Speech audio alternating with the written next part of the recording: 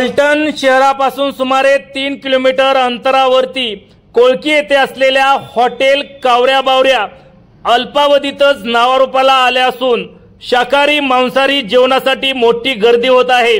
Hotel कावऱ्या बावऱ्याचे proprietor सनी सोनवलकर यांच्याशी केलेली बातचीत। नमस्कार, नमस्ते फलटण यूट्यूब चॅनल मध्ये मी राजकुमार गोपने आपलं स्वागत करतो।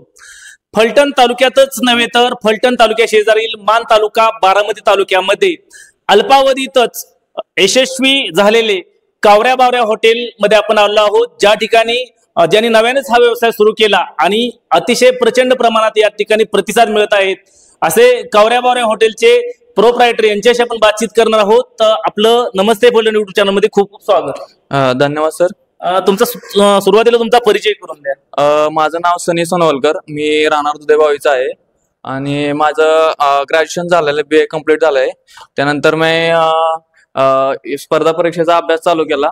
त्यानंतर काही दिवस अभ्यास केला, त्यानंतर म्हटलं व्यवसायात घुसावं आणि व्यवसायात मला हा व्यवसाय अति उत्तम वाटला, जेणेकरून लोकांचं मोठ्या प्रमाणात सेवा बी होऊ शकते आणि आपली नाही का वेगळ्या प्रकारे चांगलं नाव सुद्धा होऊ शकतं या व्यवसायातून। खर तर कावऱ्या बावऱ्या हे एक आगळं वेगळं नाव तुम्ही या ठिकाणी दिलं आहे, काय कन्सेप्ट आहे त्या पाठीमागची, काय संकल्पना आहे?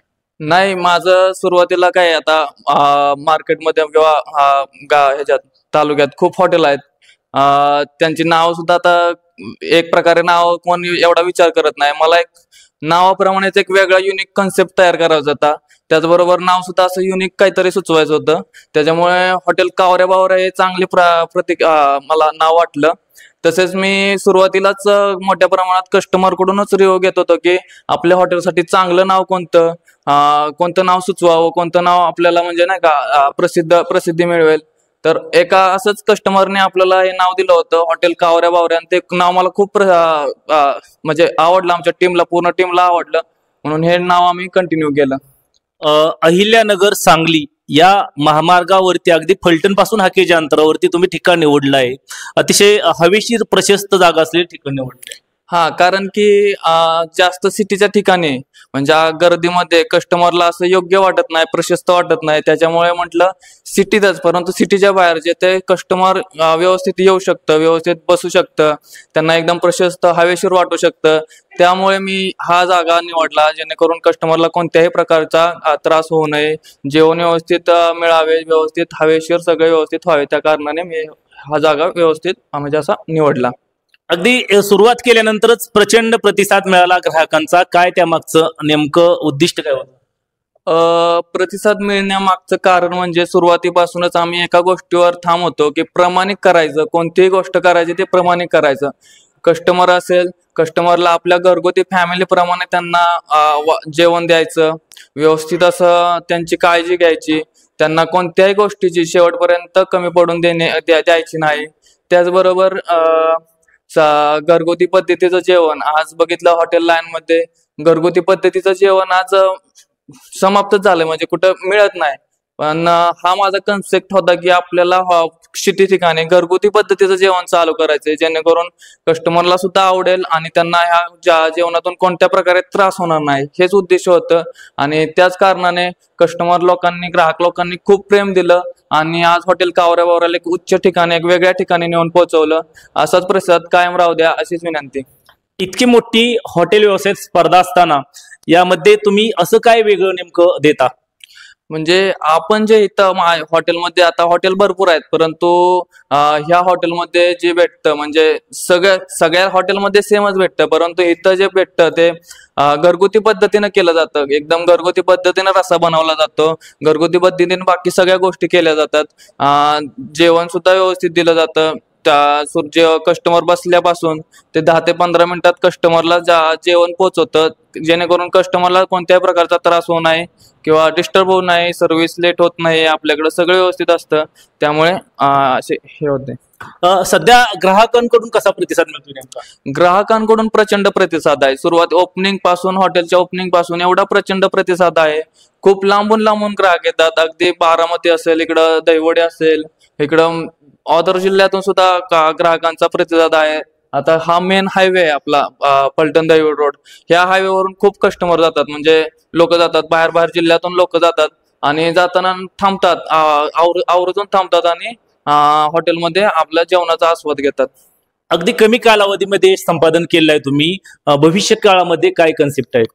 भविष्य काळामध्ये एकच कन्सेप्ट आहे की आपण फक्त प्रामाणिक राहायचं आणि हा जो कन्सेप्ट आहे पुढे भविष्यात चालूच ठेवायचा. आणि माझं उद्देश काय होतं की सुरुवातीपासूनच एक आपलं प्रसिद्ध करायचं होतं, ते म्हणजे सातारी असा झणझणीत सातारी रस्सा.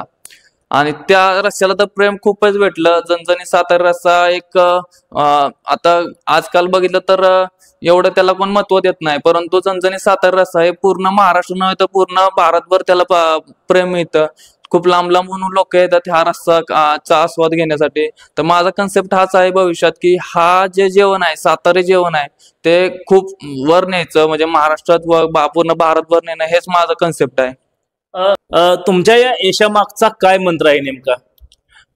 मंत्र म्हणजे काय, फक्त प्रामाणिक कष्ट, योग्य करायचं, म्हणजे असं कोणत्याही प्रकारची असं कस्टमरला नाराज करू नये किंवा बाकी गोष्टींचं काळजी घेणं, हाच मंत्र असू शकतो.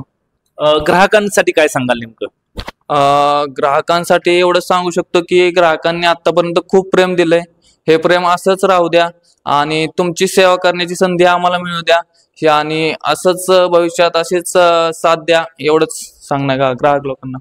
खरं तर अनेक बेरोजगार युवक असतात, त्यांच्यासाठी काय सांगाल नेमकं? तुम्ही या व्यवसायामध्ये उतरला, MPSCचा अभ्यास करत होता, इतर युवकांसाठी काय सांगाल? इतर युवकांसाठी एवढंच सांगू शकतो की आता हे युग आहे ते स्पर्धेचं युग आहे.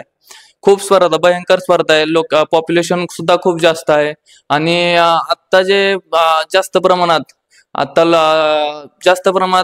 जे युवक आहेत ते आता स्पर्धा परीक्षांमध्ये घुसतायत. आणि स्पर्धा परीक्षेमध्ये घुसल्यामुळे म्हणजे नाही का तिथं एवढा स्कोप नाहीये.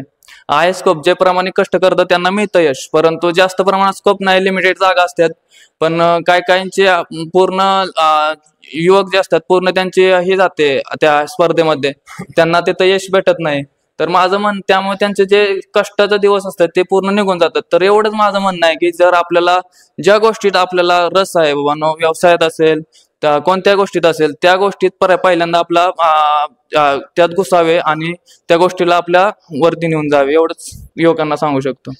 हॉटेल बाबत एकदा सांगा, कशा प्रकारची सिस्टीम असते, जेवणाची सिस्टीम कशी असते, शाकाहारी आणि मांसाहारी दोन्हीची? आपल्या हॉटेलवरती व्हेज नॉनव्हेज सुद्धा मिळतंय. म्हणजे जेवढं नॉनव्हेज प्रसिद्ध आहे तेवढं व्हेज सुद्धा प्रसिद्ध आहे. खूप लांब लांबून लोक येतात, व्हेज सुद्धा आस्वाद घेतात. आणि आपलं हॉटेलचे जे टायमिंग आहे ते सकाळी 11ला आपण चालू करतो, 11 ते संध्याकाळी 11, असं 12 तास हॉटेल चालू असतं. आणि 12 तास कस्टमर भरपूर असतं, खूप हे असते, गर्दी असते दिवसभर रात्री. त्याच्यामुळे एवढं. काही प्रसंगी जर अचानक जास्त लोक आले जेवणासाठी, तर अशा वेळेस तुम्ही काय नेमकं सुविधा देता? काय झालं, कसं होतं, आपल्याकडे स्टाफ भरपूर आहे. आता आम्ही स्टाफ वाढवलाय. सुरुवातीला म्हणजे असं प्रसंगी आम्हाला थोड्या अडचणीत आलो आम्ही. सुरुवातीला जेव्हा कस्टमरचा प्रतिसाद एवढा प्रचंड होता आणि त्या टाइमला आमच्याकडे स्टाफ नव्हता, आणि स्टाफ नसल्यामुळे थोडं सर्व्हिसमध्ये किंवा बाकीच्या गोष्टींमध्ये लेट व्हायचं. त्यामध्ये ग्राहक राजे खूपच नाराज झाले. परंतु आता जे आहे ते नियोजन व्यवस्थितच लावलंय आणि आपल्याकडे स्टाफ भरपूर आहे. टोटल 15 ते 20 लोकांचा स्टाफ आहे आणि कोणत्याही प्रकारची आपल्याकडून सर्व्हिसची कमतरता होत नाही. आता सगळं सिस्टमॅटिक बनवलंय, त्यामुळे सर्व्हिसमध्ये किंवा टायमिंगवर जेवण सगळं व्यवस्थित जातात.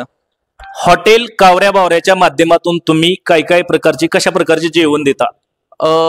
आपल्याकडं व्हेज आणि नॉनव्हेज दोन्ही आहे. आपल्याकडं जास्त प्रमाणात थाळी सिस्टीम चालते. नॉनव्हेज मध्ये चिकन असेल, मटन असेल, मच्छी असेल, तंदूर थाळी असेल, हे मोठ्या प्रमाणात जातं. आपलं जवळजवळ नाही म्हटलं तरी आपलं चिकन रोजचं एक 40 ते 45-50 किलोच्या आसपास जातं. मटन तेवढंच बऱ्या प्रमाणात जातं. मच्छी बी त्या प्रमाणात जाते. मोठ्या प्रमाणात थाळीलाच आपल्या इकडं जास्त कस्टमर असतं. त्याच प्रकारे आपल्याकडे व्हेज मध्ये प्लेटमध्ये सुद्धा आहे, नॉनव्हेज मध्ये हंडी पद्धतीमध्ये आहे. कस्टमर मोठ्या प्रमाणात ते सुद्धा लाभ घेतात. आणि बाकी थाळी सिस्टीम जास्त चालते आपल्याकडे.